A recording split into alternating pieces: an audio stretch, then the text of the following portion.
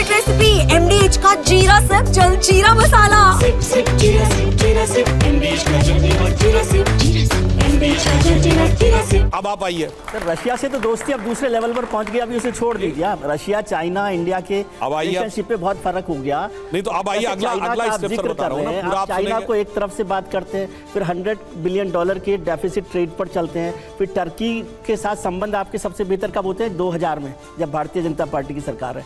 और टर्की के प्रेसिडेंट कब आते हैं? 2017 में, जब भारतीय जनता पार्टी की सरकार है। और आप अचानक कहते हैं नहीं हम टर्की के बायकॉट कर रहे हैं। थोड़ा सा मुझे तो समझने दिया कीजिए कि क्या हो रहा है। मुझे लगता है पॉलिटिक्स में जिसको डिप्लोमेसी की थोड़ी भी समझ होगी, डिप्लोमेसी में कोई चीज कंसिस्टेंट नहीं रहती है। पॉलिसी की बात, अब मेरी पूरी बात सुन लीजिए सर, पूरी बात आप।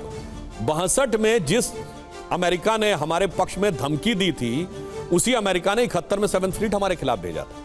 अब आप ये इनकंसिस्टेंटी कहेंगे, हमें अपनी परिस्थिति के अनुसार चेंज होना पड़ता है। अब आप आइए दूसरी बात, S-400 हमको रशिया ने दिया, अमेरिका उसके बावजूद हमको प्रीडेटर ड्रोन दे रहा है, जो कि नेटो के बाहर उसने किसी देश को नहीं दिया। We are the only country in the world जिसको अमेरिका प्रीडेटर ड्रोन दे रहा है और रशिया S-400 दे रहा है।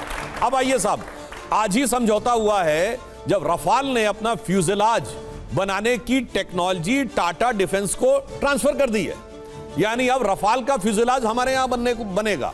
हम दुनिया के एक ऐसे देश हैं जो क्वाड का भी मेंबर है और इसके बावजूद रशिया से दोस्ती भी है। हम रशिया से ऑयल भी ले रहे थे, इसके बावजूद अमेरिका से $45 बिलियन के ट्रेड सरप्लस में चल रहे थे। अब जो आपने झूला से झड़प तक की बात कही, बिल्कुल सही बात है।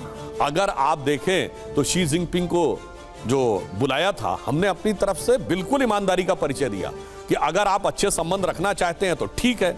और आज जिस समय चाइना हमारे अगेंस्ट में था, आज आप बताइए चाइना के साथ कितने कंट्री खड़े हैं परमानेंटली, बताइए। तो रशिया उनके साथ, इसीलिए मैं कह रहा हूं आप सर, चाइना के थिंक टैंक अभी आज की तारीख में रशिया और चाइना, रशिया और इंडिया से बेटर रिलेशनशिप में, शायद आप जानते होंगे।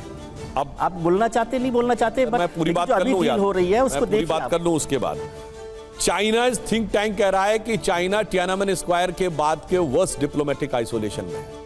सिर्फ नॉर्थ कोरिया और पाकिस्तान ही उसके 2 कमिटेड दोस्त हैं जो साथ में हैं। और आप सोचिए, अगर चाइना और रशिया के संबंध इतने अच्छे होते तो S-400 हमको दे रहा है, चाइना क्यों नहीं ले रहा उससे?